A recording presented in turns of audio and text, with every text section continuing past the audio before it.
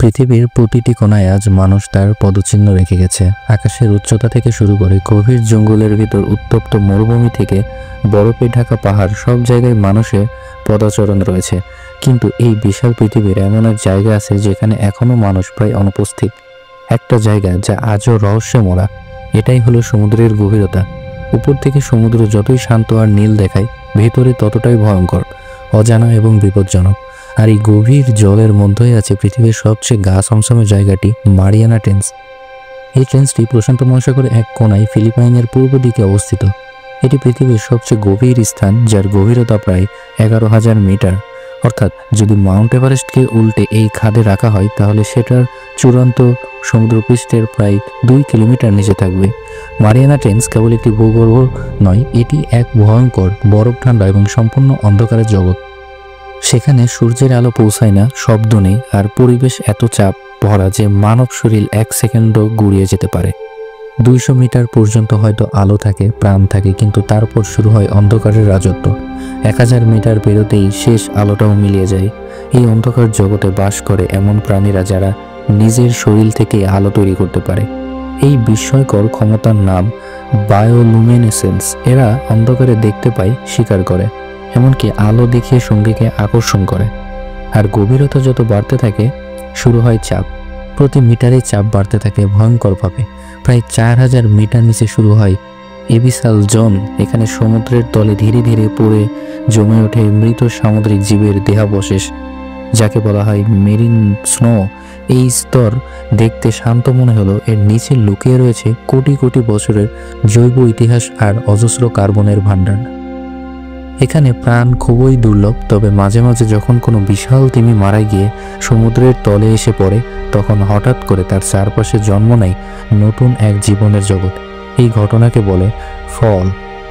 এক মৃতদেহকে কেন্দ্র করে বছরের পর বছর বেঁচে থাকে একটি সম্পূর্ণ পরিবেশতন্ত্র। প্রায় 6000 মিটারের নিচে শুরু হয় আসল রহস্য, মারিয়ানা ট্রেঞ্চের গভীরতম অঞ্চল। আর সেখানেই আছে চ্যালেঞ্জার ডিপ, পৃথিবীর সবচেয়ে গভীর জায়গা। এখানে জলের চাপ এমন যে সমুদ্রপৃষ্ঠের তুলনায় প্রায় 1100 গুণ বেশি। এই গভীরতায় পৌঁছানো মানে এক বিশাল চ্যালেঞ্জ। এখনো পর্যন্ত মাত্র 3 বার মানুষ এখানে পৌঁছাতে পেরেছে।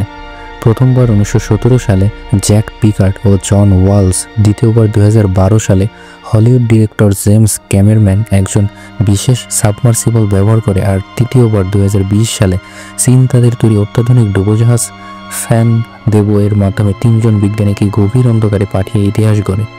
চীন এখানেই থেমে যায়নি। 2024 সালে তারা এক জুতোর বাক্সের আকারের রোবট পাঠায়, যা সমুদ্র তলের ম্যাপিং করে ফিরে আসে সফলভাবে। এই ঘটনা ছিল এক নতুন যুগের শুরু, যেখানে বড় বড় সাবমার্সিবলের দরকার নেই, বরং ছোট, সস্তা কিন্তু স্মার্ট রোবটই তৈরি করবে সমুদ্রের অদৃশ্য নেটওয়ার্ক। চীন ইতিমধ্যে হাজার হাজার রোবট তৈরি করছে। কেউ অনুসন্ধান করবে, কেউ তথ্য সংগ্রহ করবে, আবার কেউ নজরদারি চালাবে। তবে এত আয়োজনের কারণ কি? সমুদ্রের তলে রয়েছে এমন কিছু সম্পদ যা আগামী শতকের শক্তির উৎস হতে পারে। এর মধ্যে সবচেয়ে গুরুত্বপূর্ণ মিথেন হাইড্রেট। এই বস্তু দেখতে বরফের মতো হলেও আগুনে জ্বলতে পারে, তাই একে বলা হয় বার্নিং আইস। কিন্তু এই জিনিস যদি ভুলভাবে তোলা হয় তাহলে সাগরের তলদেশে ধরা পড়তে পারে, কিংবা বিশাল পরিমাণ মিথেন গ্যাস বাতাসে ছড়িয়ে পড়ে ভয়াবহ গ্লোবাল ওয়ার্মিং সৃষ্টি করতে পারে। আরও আছে পলিমেটালিক নোডিউলস, ছোট ছোট কালো পাথরের মতো পদার্থ যা ভরে আছে নিকেল, কোবাল্ট, ম্যাঙ্গানিজ। এসব ধাতু দিয়েই তৈরি হয় ব্যাটারি, ইলেকট্রিক গাড়ি, স্যাটেলাইট, ভবিষ্যতে সব হাইটেক যন্ত্র। যে দেশ এগুলোর উপর নিয়ন্ত্রণ পাবে সেই দেশ আগামী 100 বছর টেকনোলজির নেতৃত্ব দেবে, এবং চীন ইতিমধ্যে অনেকটাই এগিয়ে গেছে। কিন্তু সবচেয়ে অজানা ও ভয়ানক দিক হলো সমুদ্র নিচে বিছানো সাবমেরিন কেবলস। বিশ্বের ইন্টারনেট, ব্যাংকিং, মিলিটারি যোগাযোগ সবকিছুই নির্ভর করে এই সাবমেরিন কেবলের উপর। এই কেবলগুলো ভীষণ সংবেদনশীল, এগুলো কাটা, বদলানো এখনও রোবটের মাধ্যমেই সম্ভব।